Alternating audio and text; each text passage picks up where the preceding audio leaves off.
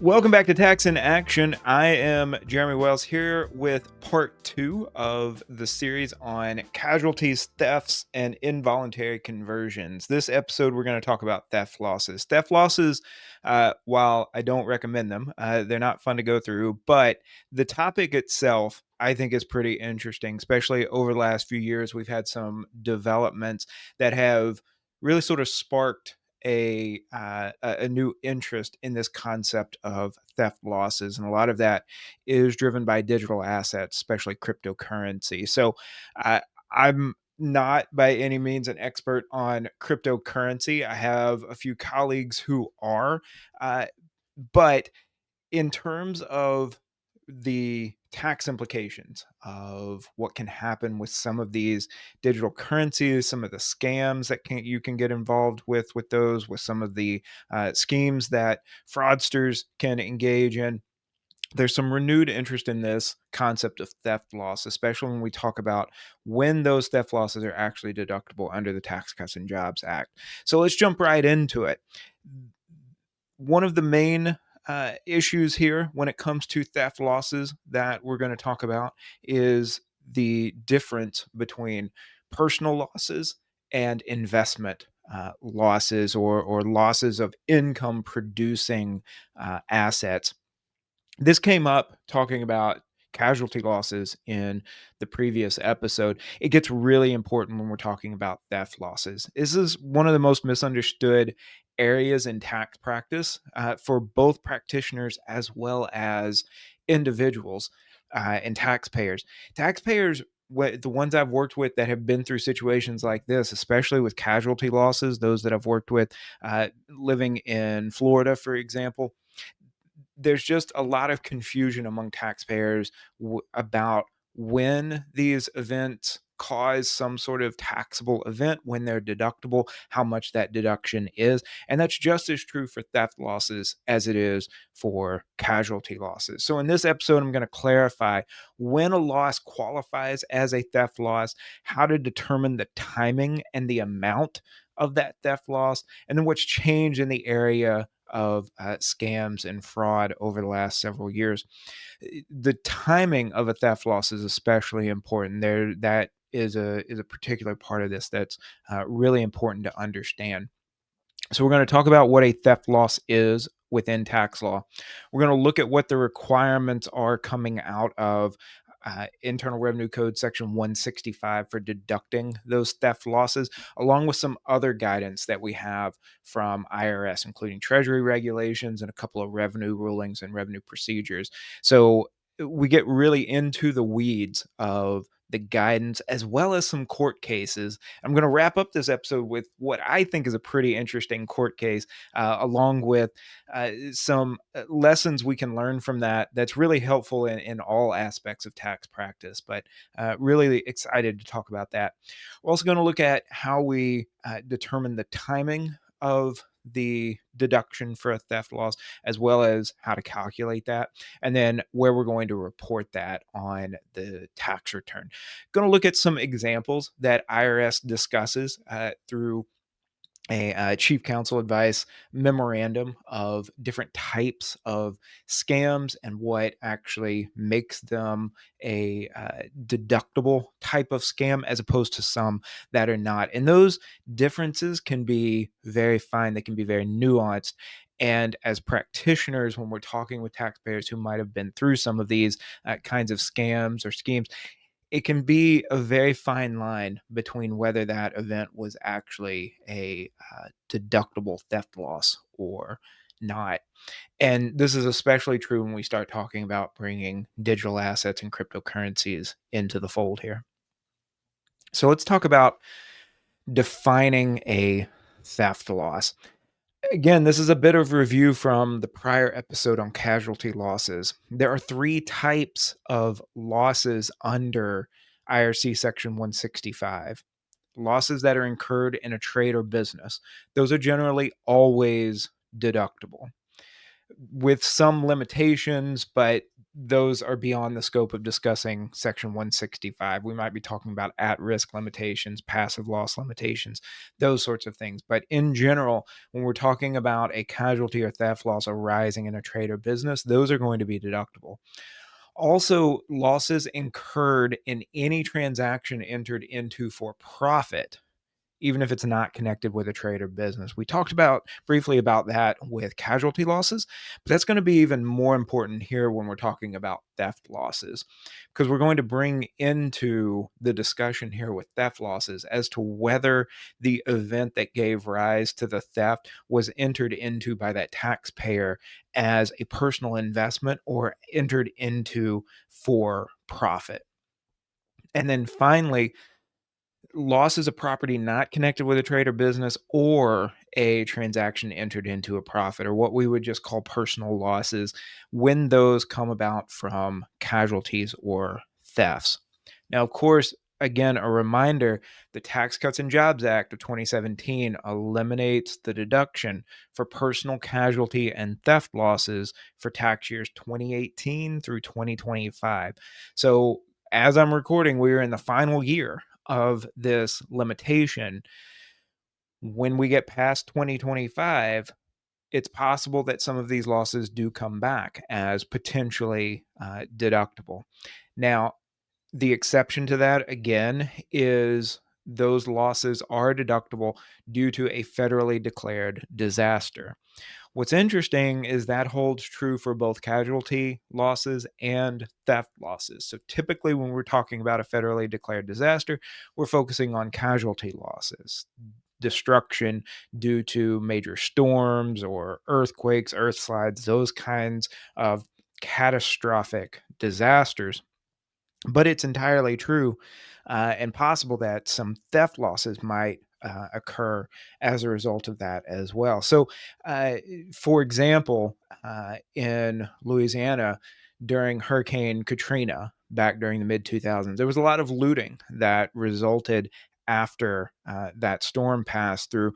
Power was out for days, and there was just a general lack of any sort of law enforcement in much of that city. And so that resulted in a lot of theft, a lot of looting. There were losses there that were a result of that federally declared disaster area that were not strictly casualty losses. Now, this is pre-Tax Cuts and Jobs Act, but we could easily see situations like this happening under the Tax Cuts and Jobs Act period 2018, 2025 as well. So that all comes out of Internal Revenue Code Section 165C. The key thing here is the difference between those three types of activities that would give rise to the loss. Those connected to a trade or business, those connected to a transaction entered into for profit, and then those that are strictly personal. That distinction, especially between entered into for profit and strictly personal, is going to be key to understanding a lot of these theft losses and whether they are in fact deductible or not. In general, when we look through the law, when we look through guidance, when we look through court cases centering around theft losses, there are essentially three criteria that have to be met by the taxpayer in order to credibly claim a theft loss. The first one is that theft occurred under the law of the jurisdiction wherein the alleged loss occurred. In other words, that event has to be considered theft, generally speaking, under the laws of typically the state in which that loss is claimed. I'll explain a little bit more about what this means. And this is essentially a judicial doctrine that has arisen under this concept of theft law. This isn't really in either the Internal Revenue Code or even in the Treasury regulations or any other administrative guidance. This really comes out of judicial interpretations. So you won't find this in the code, you won't even find this in the regulations. Where you'll find this is in court cases interpretation of when a theft has actually occurred, because that's really not well defined in the law or even in the administrative guidance at all.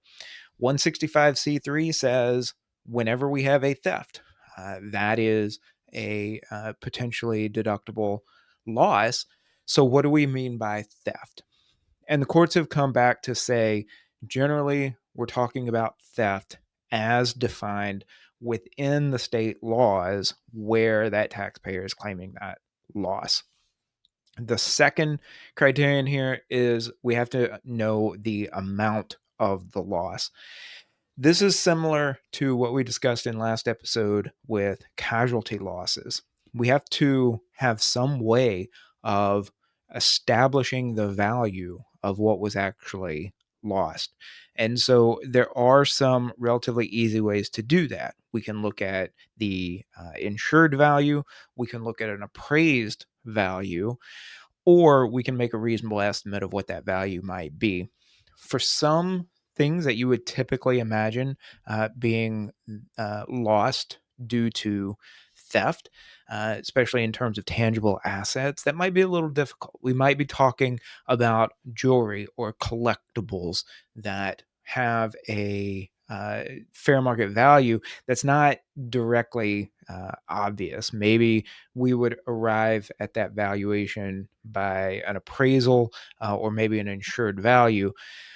But if we don't really have an appraisal prior to the theft and we don't really have an insured value, then it might be difficult to get a truly reasonable estimate of what that value is. However, in general, when we're talking about thefts that involve securities or cash, it's going to be straightforward what the actual valuation of those losses are. And then finally, we need to know the date the taxpayer discovered the loss. And that's very important. That's going to come up quite a bit throughout this discussion of theft losses because there are two separate dates that can occur here. Now, they might be the same date, but a lot of times they're not. The first date is the date that the theft actually occurred. When was that asset taken illegally? That could be one date, and then a different date could be when the taxpayer actually realizes that theft has occurred. That could be the same day, maybe a few hours later. It could be a few days later. It could be weeks, months, even years later. And that definition of discovered, as far as the loss goes, can become even more nuanced when we consider the possibility of reimbursement or insurance covering that loss. So we'll talk a little bit more later on about what we actually mean by the date that the taxpayer discovered the loss when we're talking about when the taxpayer can actually claim that loss, the tax year in which the taxpayer can actually claim that loss, because it's probably not going to be the same year that the theft occurs if there is some time in between the theft occurring and when the taxpayer actually discovers the theft. And then, really, if there's any chance of either recovering what's been stolen or getting reimbursed for what's been stolen through insurance or some other way, that's going to affect the actual timing of when that loss can be taken. So there's a lot that goes into determining that date of when the taxpayer discovered the loss and when the taxpayer can actually claim that loss. Like I said, the definition of theft for federal tax purposes really depends on state law, but broadly read. So if we actually look through case law, mostly coming out of the tax court and some federal courts, for federal tax purposes, theft is, quote, a word of general and broad connotation intended to cover any criminal appropriation of another's property to the use of the taker, particularly including theft by swindling, false pretenses, and any other form of guile.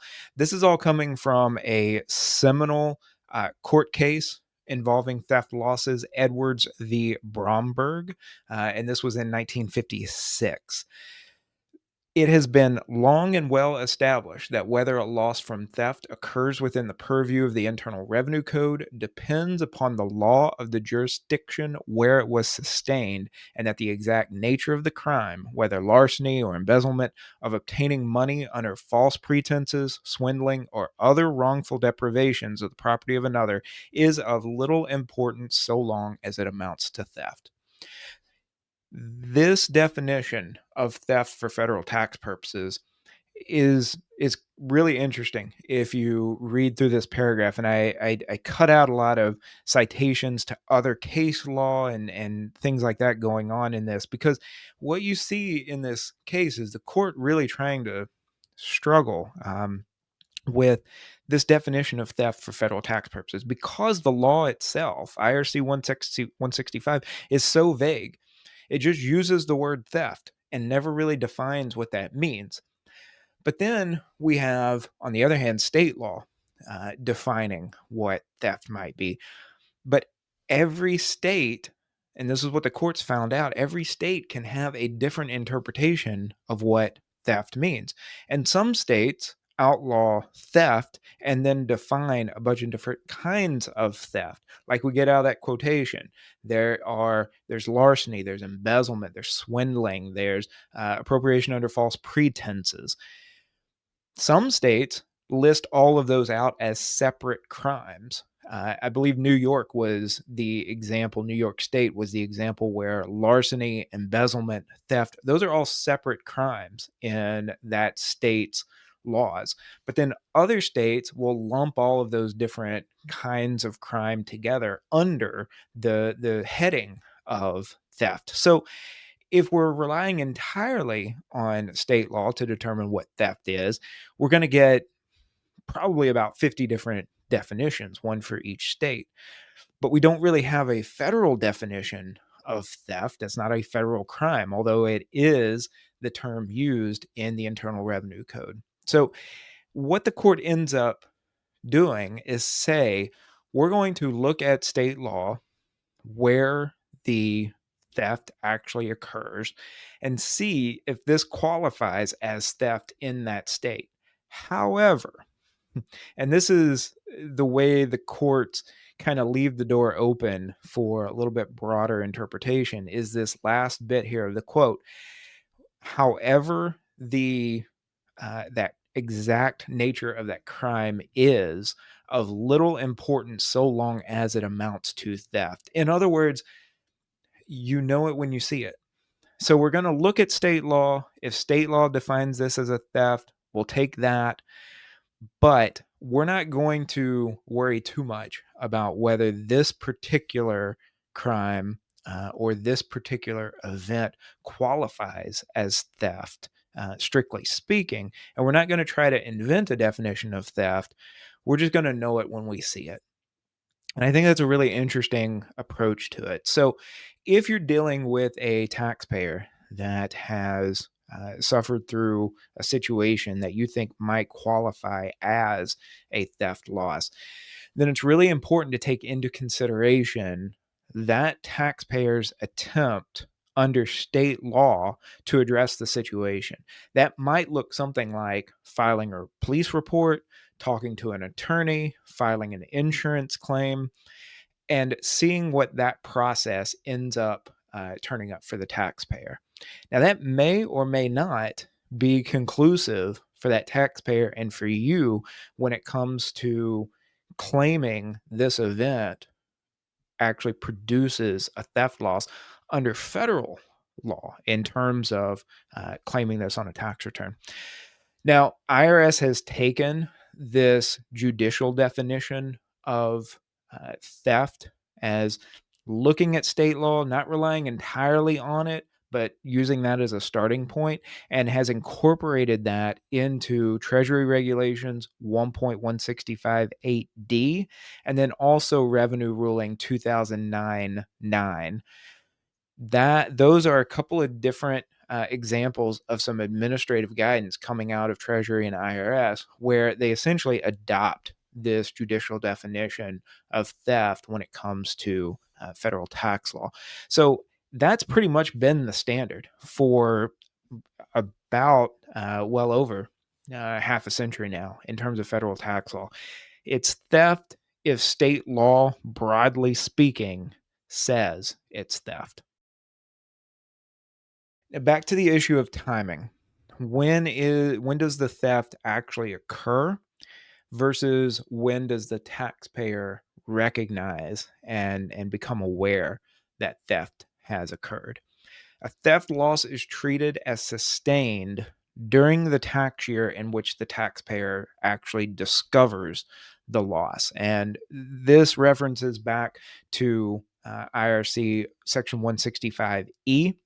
It's also in Treasury Regulation 1.165(1)(d)(3). So both the statutory law and the administrative law here point to the actual date of discovery of the theft. So again, that could be a completely different date from when the theft actually occurred. That could be weeks, months, years later. That's the date we're actually worried about. When did the taxpayer discover that the theft had occurred? Not necessarily when did the theft occur.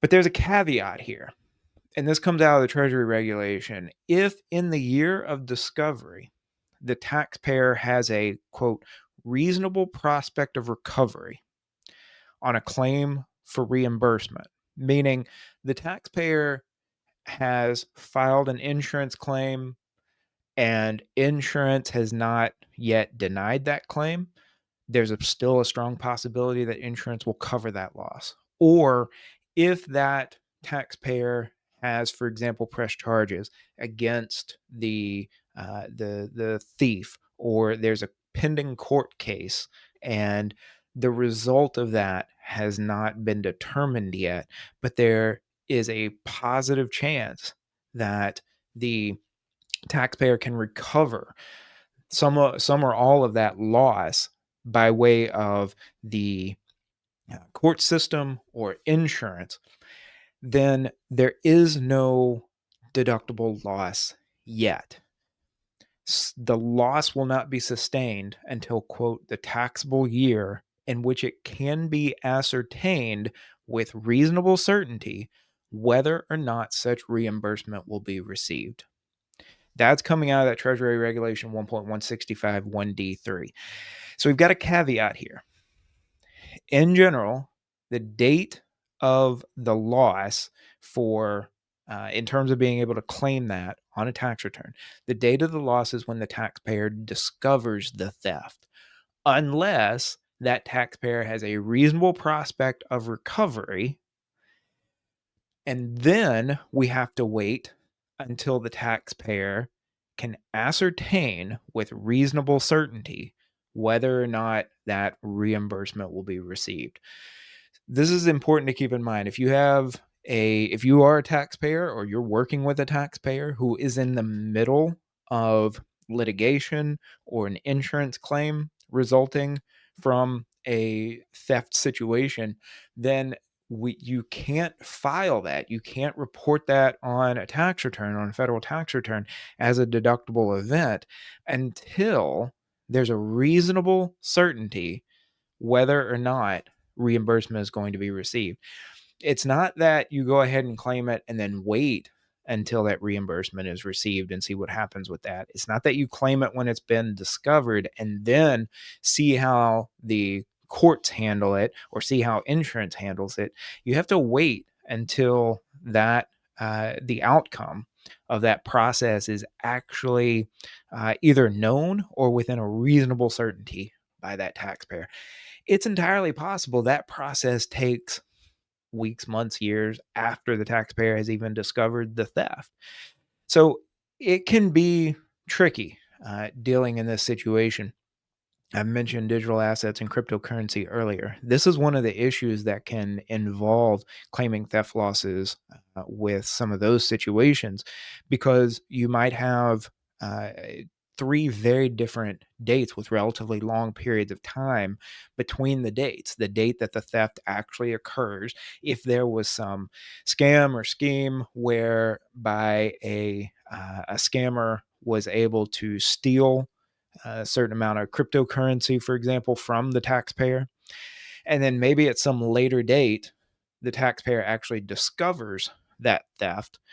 And then we need to wait even longer to see if there is some reasonable uh, chance of recovery, if there is some recourse that that taxpayer has against the scammer, if there is any way to get back whatever that cryptocurrency or even some physical asset was actually stolen. This can lead to a lot of confusion, a lot of frustration, especially as the time periods between these dates continues to increase. However, that's what tax law tells us, that we need to be able to wait for those dates. Something to keep in mind here is that just a simple disappearance is not a theft. The simple disappearance of money or property is not a theft. There's a tax court case, a seminal one from 1951, Allen v. Commissioner, where the taxpayer lost a piece of jewelry in a public place, a museum. The taxpayer staff searched throughout the museum. The store that the taxpayer bought the piece of jewelry from published in the local newspapers an announcement about the piece of jewelry, saying that it had been lost and if anyone could return it. And then the taxpayers, of course, filed a police report. The taxpayer never recovered the jewelry, claimed a theft loss. However, the taxpayer couldn't prove to the court that someone actually stole the piece of jewelry. But that was the missing link in this case after IRS denied the claim and the tax court found that there was no actual proof that a theft had occurred. The jewelry was just lost. And so the court ended up agreeing with the IRS and denied the theft loss deduction there. So it's not enough just to say that this valuable asset, whether that's cash or some form of property such as jewelry, was lost and it was in public. Therefore, someone must have picked it up and taken it. That is not proof enough for the IRS and for the courts in order to be able to deduct that theft loss. Now, when we take all of this into account, I want to juxtapose this a little bit to how we think about casualty losses, because although casualty losses and theft losses come out of the same section of the Internal Revenue Code, and the reporting is similar and the logic is similar, there are some important differences here. So, again, the definition of when a theft occurs is pretty loose and it's based on judicial interpretation of what we mean by theft. The courts could override that precedent at any time, and for federal tax purposes, we would get a different definition of what theft means. For casualty losses, especially under Tax Cuts and Jobs Act, we have a pretty strict definition of what a casualty is. It's a federally declared disaster area. And so if you go back and listen to the prior episode, if you haven't already, when we're talking about casualty losses, we're looking for that FEMA, that Federal Emergency Management Agency, we're looking for that FEMA declaration of a national disaster. On the other hand, for theft loss, we might have a much looser definition of what a theft is, and therefore we're going to have a more difficult time deciding and determining whether a theft has actually occurred. Also, the date of when that theft loss is actually deductible is going to depend on the taxpayer discovering that the theft has occurred and when the taxpayer has exhausted all attempts at recovering or getting reimbursement for that theft, as opposed to the casualty loss, where we have some rules about when that's actually deductible, pretty much when we have that declaration of the natural disaster. And then we also have some rules about being able to elect to take that loss in a prior year. That election does not exist for theft losses the way it does for casualty losses. So it's important, even though we're talking about similar rules, we're looking at the same code section, there are important distinctions between casualty losses and theft losses in terms of the definition of when that loss occurs and the actual date and therefore tax year that we can claim that loss. One particular kind of loss that is outright not necessarily a theft loss, although there are some limited cases where it could be, is when we have a decline in stock value. The taxpayer can't take a theft loss for a decline in the value of stock owned by the taxpayer when the decline's due to a fluctuation in the market price of the stock or other similar causes. You can imagine a situation in which a taxpayer has purchased some stock in a company. The stock price of that company tanks, declines sharply in value, and that taxpayer feels cheated, feels swindled. Uh, this is a lot of the penny stocks, the pink slip stocks, uh, the sort of fly by night investments. However, those are strictly written off as not theft losses. A taxpayer cannot claim a theft loss for a decline in stock value due even to the disclosure of accounting fraud or other illegal misconduct by the officers or directors of a corporation, because the officers or directors did not directly have the specific intent to deprive that particular shareholder of money or property. That's a judicial interpretation that comes from a tax court case from 1975, Payne v. Commissioner, and that was actually affirmed on appeal. So, what we get from that is if you have been investing into a company, even if that company has fraud, illegal misconduct among the board of directors, the officers, even in that case, even when the loss of the value of that stock is due to illegal conduct, that's still not a theft loss for at least for federal tax purposes. In order for that theft to occur, there has to be a specific individual identified as taking and intending to take that taxpayer's particular assets. You can think of some somewhat recent examples.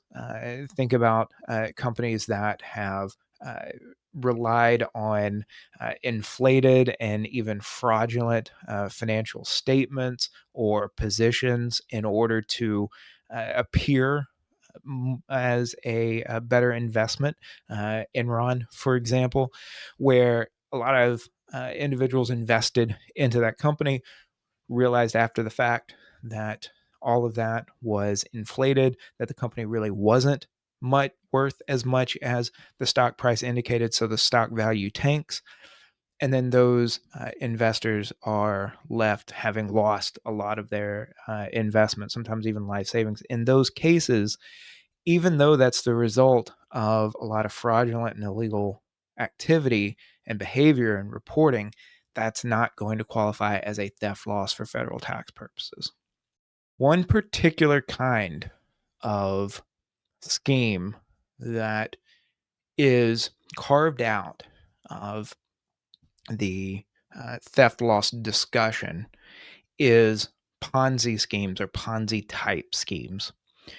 Losses resulting from a Ponzi type scheme are theft losses entered into for profit, and thus they are deductible under IRC Section 162C2, not C3. Now, C2 is those transactions that are entered into for profit with a profit motive. C3 is the ones that are neither trade nor business or entered into for profit. And so those are the personal losses that are non deductible under Tax Cuts and Jobs Act. 162C2 are the transactions that are entered into for profit with profit motive.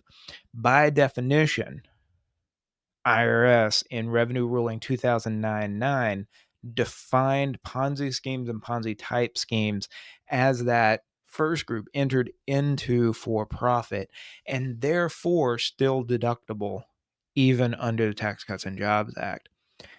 And because they are defined as deductible under IRC 162C2, That is also excluded from the limitations of Section 165H that I talked about back in the casualty loss episode. 165H says that those personal casualty and theft losses are subject to the $100 reduction and then that 10% of AGI floor. And then on top of that, are treated as miscellaneous itemized deductions, which is limited to 2% of AGI. And so that set of limitations does not apply to losses deducted under 162C2, those transactions entered into for profit. And so we can ignore all of that when it comes to these Ponzi type schemes under that revenue ruling 2009-9. In fact, in that same year, IRS released Revenue Procedure 2009-20, which establishes a safe harbor for Ponzi type schemes. And what this optional safe harbor does is it provides taxpayers with a uniform way for determining their theft losses, avoiding potential difficult problems of proving and in determining how much income in prior years was fictitious or a return of capital.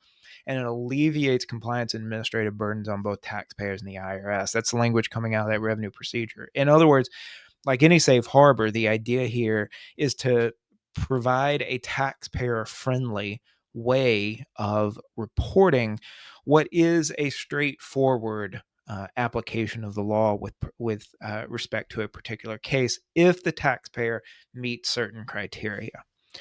So, under these criteria, the taxpayer can claim that this is, in fact, a loss due to a Ponzi scheme and therefore qualifies as a transaction entered into for profit and is a deductible theft loss.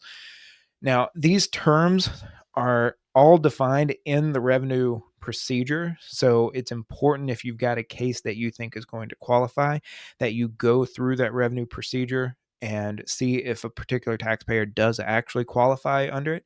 But first, the taxpayer has to be a qualified investor. That taxpayer suffered a qualified loss. That qualified loss resulted from a qualified investment, and then the qualified investment was in a specified fraudulent arrangement.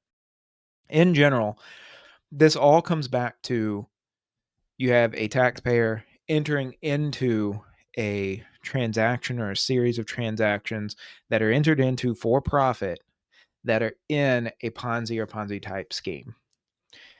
If the taxpayer qualifies and meets those four criteria, the taxpayer is a qualified investor, it's a qualified loss from a qualified investment in a specified fraudulent arrangement, then the taxpayer can claim that Ponzi scheme loss without proving a criminal conviction. And then there is a decision.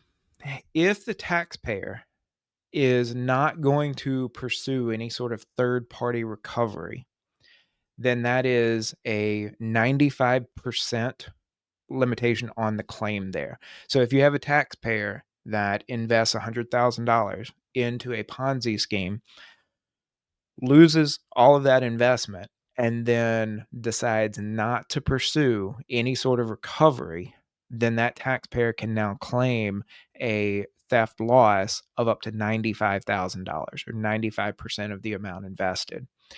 If the taxpayer is pursuing recovery, then that loss is limited to 75% of the amount invested. So in that case, that taxpayer could claim $75,000 as a loss. And that would all be claimed under that safe harbor under Revenue Procedure 2009-20. And there are rules in that revenue procedure for how to report this on the tax return. It's still going to be reported on a Form 4684, which I'll talk about in a minute. But there's going to be some language added to that, and that specific language is spelled out there in the revenue procedure.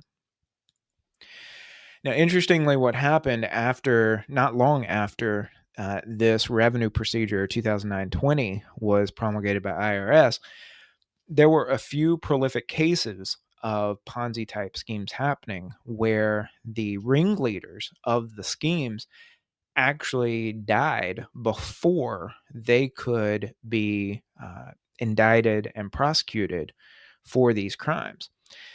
That made it difficult for those taxpayers to be able to claim the loss because part of the definition of it being a qualified investment under that safe harbor was that the ringleader of the scheme was actually indicted and prosecuted for the crime. Well, if the individual dies, then the prosecution is not going to be able to continue that case. So, what happens if that individual dies before a formal indictment is handed down? By definition, under that safe harbor, there's no way then for that taxpayer to claim the loss, even though that's not the taxpayer's fault.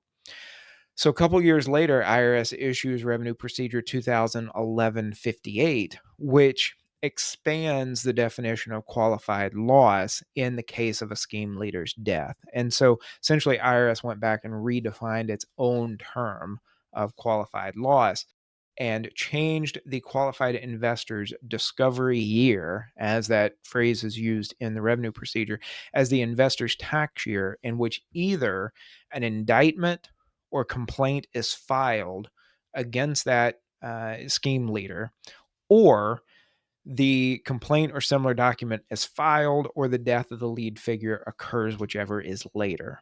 So, in these cases, if that scheme leader never makes it to trial due to death, then the taxpayer can use that year of that leader's death. That allows victims of these Ponzi style schemes to claim a loss even when the lead figure dies before indictment. So that is a bit of a safe harbor for the safe harbor when it comes to those Ponzi type schemes. Now, let's look at some additional qualifications here for what makes a scam deductible. Very recently, in fact, in 2025, the year of recording here, in March of 2025, the IRS Chief Counsel provided a memorandum clarifying 5 different scenarios where a taxpayer may have deductible theft losses, but does not qualify under that Ponzi style scheme safe harbor. So, by definition, what the IRS Chief Counsel's office did was come up with 5 scenarios that are relatively common scams but don't qualify for that safe harbor treatment.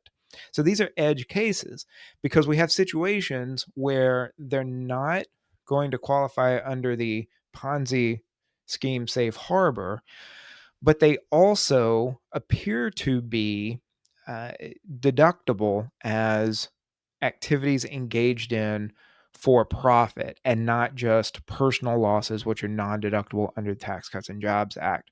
So, in each of these cases, the chief counsel lays out the same criteria. It's involving a taxpayer who invested funds from IRA and other brokerage accounts into some sort of investment with a prima facie profit motive. That's the term used in the chief counsel advice. So, in other words, we're explicitly stating that the taxpayer has that profit motive, and therefore this should seemingly qualify as a case where uh, the loss is deductible under 165C2 as a transaction entered into for profit. The added qualification here is that the taxpayer did not know the scammer, so there is no known party issue here. Could not recover the funds or claim insurance, so there's no expected reimbursement. There's absolutely no chance of any sort of recoverability here. And that also law enforcement confirmed that there is little to no prospect of recovery. So we're probably never going to find the culprit in these cases. The 5 types of scams are a compromised account scam, a pig butchering investment scam. Talk about that one here in a minute. A phishing scam, PH phishing scam, romance scam, and a kidnapping scam. Now, again, those common setups are the same for each of these 5 cases. In the compromised account scam, the scammer convinces the taxpayer that her investment accounts were compromised and to authorize distributions to a new account controlled by the scammer. The taxpayer invested with a profit motive. She will recognize income from the IRA distributions and capital gain or loss from the sale of assets, but that gives the taxpayer basis in the stolen funds to calculate the deductible theft loss. And now there are more details for these cases in the chief counsel advice, but the idea here is that the scammer somehow contacts either by email or phone the taxpayer and convinces the taxpayer through gaining her trust to make these financial moves. Usually that involves liquidating some sort of investment account like an IRA or a brokerage account and then transfer those funds, that distribution, into some account that is then controlled by the scammer, unknown to the actual taxpayer. In that case, the taxpayer is going to have to claim the income from the distribution and capital gain from the sale of that the whatever was held in that brokerage account, but that's going to give that taxpayer basis to then claim the loss, the theft loss. Now a pig butchering scam is a little bit different. And this is actually important for those dealing with cryptocurrency and digital assets. These have become fairly popular over the last couple of years, especially in the crypto world. So, in a pig butchering scam, the scammer provides some too good to be true large return promises of large returns in order to get the taxpayer to invest. But this usually starts out with a relatively small amount. Because it sounds so good to be true, the scammer convinces the taxpayer to invest a relatively small amount, maybe just a few hundred or a couple $1,000s. And then the scammer actually provides those returns. This induces the taxpayer to invest even more. And this is where the pig butchering part of this comes in, because essentially what happens is a series of transactions where the taxpayer fattens up. And that's the term the scammers use. The old saying that pigs get fed, hogs get slaughtered, right? And this is what happens here. So the taxpayer starts investing small amounts, sees big returns, starts investing relatively larger amounts, keeps getting those returns, and keeps increasing the amount of the investment until it hits some critical amount where the scammer then withdraws all of the investment, transfers that into an account controlled by the scammer, and when the taxpayer attempts to withdraw their investments, usually this is done through a website, and the website will give some sort of error message. The taxpayer then tries to contact customer service through the website, and customer service never responds. And it's at this point that the taxpayer realizes something is up and that a theft has occurred. Again, in this case, the taxpayer invested with a profit motive. She's going to recognize income from the distributions that she took from an IRA in order to be able to invest, or capital gain or loss from the sale of any assets in a brokerage account. And then that's going to give that taxpayer basis. And that basis is going to allow the taxpayer to claim the theft loss in those investments. This is these pig butchering scams, like I said, they become relatively common in the crypto world. And so it's relatively easy to imagine doing this, maybe not necessarily with actual cash, but doing this with cryptocurrency. So invest a little bit of cash into some sort of cryptocurrency, or a little bit of cryptocurrency into a different kind of cryptocurrency or digital asset. And then again, repeat that process of investing more and more as those gains are actually realized. And then finally, once you reach a critical point, the scammer disappears with the funds. A phishing scam, phishing scam. This is a type of email scam where the taxpayer sends or receives a message from the scammer stating that her accounts were compromised and a link to click to reset those accounts or to address the situation. Now, clicking that link looks like it takes the taxpayer to a legitimate site, but what it actually does is it gives the scammer control of the taxpayer's computer, and the scammer then logs all of the activity, all of the keyboard inputs, all of the mouse clicks for that taxpayer. And once the taxpayer logs into her accounts in order to try to restore them or deal with the claim that they've been compromised, then at that point, the scammer has all the information she needs to be able to log into those accounts and then withdraw funds into the scammer's account. Again, this is a very similar situation to the first two cases. There is a profit motive here with those investments, and the taxpayer is going to recognize either income from IRA distributions or capital gain from brokerage accounts, get the basis, and then be able to claim that theft loss. The romance scam is interesting. This is one where a scammer would create over time a virtual romantic relationship with the taxpayer. And then once the scammer has reached a certain level of trust with that taxpayer, is going to claim to need funds to provide for a loved one's dire medical needs. Some sort of medical procedure is necessary, and it's going to take a lot of money to pay for that. After transferring the funds, the scammer breaks off contact and is never heard from again. Uh, in this case, though, and this is different from the other three, there is no profit motive here. This is just simply a transfer of personal funds to another individual. There's no expectation of some sort of return on investment here. So in this case, that is a personal loss that's actually non-deductible under the Tax Cuts and Jobs Act.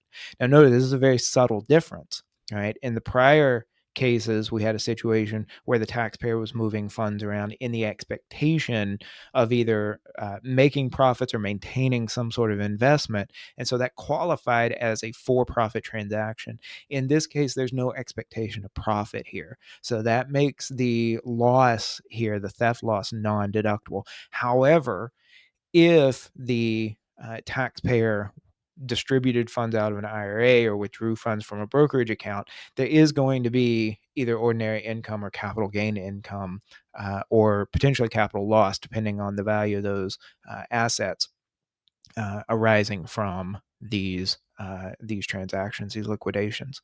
And then finally, in the kidnapping scam, the scammer contacts the taxpayer claiming to have kidnapped a close relative or purporting to be law enforcement, claiming that a relative's been arrested and that relative needs money for bond or bail or to secure release.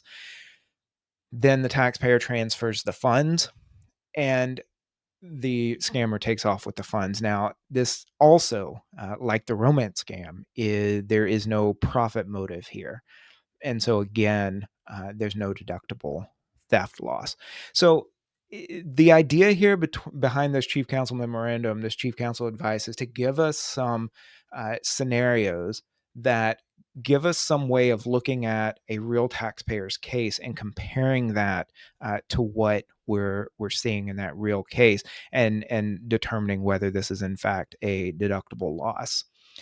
Again, the loss for a theft is generally going to be claimed in the year of the discovery of that theft, and that's going to be the year that the taxpayer can claim that loss. If there is any sort of claim for reimbursement or for insurance, then that is going to delay the deductibility of that claim. Reporting theft losses on Form 4684 is very similar to the process of reporting those casualty losses. So go back and listen to the casualty loss episode where I discuss how to report those losses on Form 4684. The form for personal and business or income producing losses in Section A and Section B, it's an identical process of reporting those losses, whether it's a casualty loss or a theft loss. You're still going to begin with the cost or adjusted basis. You're going to determine if insurance or reimbursement produces a gain. From that, you're going to calculate the change in the fair market value due to theft. Generally, that's going to result in a fair market value of 0 for the taxpayer if the entire asset was stolen and not recovered. And then you're going to take the smaller of the basis or the change in fair market value. And then you're going to reduce that amount by any insurance or reimbursement allowed. And then you're going to repeat that for each property if there was multiple properties involved in that theft event. There is a special Section C on Form 4684 to report the Ponzi type investment scheme losses that I discussed earlier under that Revenue Procedure 2009-20. And so you're going to have to look at that section if the taxpayer is involved in that kind of situation. You're essentially going to look at the initial investment, any subsequent investments, and any income that was reported as a result of that investment activity on any prior year tax returns. And altogether, that minus any withdrawals is going to give you the total qualified investment. Then you're going to either take the 95% if there's no third-party recovery, or 75% if the taxpayer has a potential third-party recovery. And then you're going to reduce that by any insurance or any other kind of recovery to determine the deductible theft loss. There's also a section there where the taxpayer is going to essentially verify and affirm that she actually qualifies under that safe harbor under Revenue Procedure 2009-20. And like I said at the top of the episode, I want to briefly discuss an interesting case. This is Booth v. Commissioner from 1984. In 1959, Ferris Booth purchased a soldier's additional homestead right from this was a particular set of rights that were granted to Civil War veterans to apply for and then receive an interest in federal lands. Now, Ferris Booth didn't fight in the Civil War, but these rights were sellable by the holders. And so eventually Booth was able to purchase these rights from an estate sale from someone who had purchased the rights from the original veteran who earned this. The next year in 1960, Booth sold those rights to R.L. Spoo, S-P-O-O. Unfortunately, when Spoo attempted to exercise those rights, that's when they did a title check and realized that the rights were not valid, that the rights that had been sold at some point before Booth acquired them were actually not the real right to that veteran had actually earned in the first place. So Spoo sued Booth and then won in 1977. Now, Booth claimed a theft loss on his 1977 tax return. The IRS denied the claim, and then Booth petitioned the tax court because Booth thought this should have been a theft loss. The tax court did an en banc decision, and this is where all of the judges, at the time it was 18 judges, they all weigh in on the case and the decision here. The tax court decided that it was a long-term capital loss, not a theft loss. But of the 18 judges, only 10 of them were in the majority, a slim majority, 10 out of 18, while the other 8 supported 2 dissenting opinions. And one of those was written by Judge Korner, K-O-R-N-E-R, wrote one of the dissents arguing that the judgment against Booth resulted from not one transaction, but 2 separate transactions. We had the original purchase of the rights by Booth, and then later we had the sale to Spoo.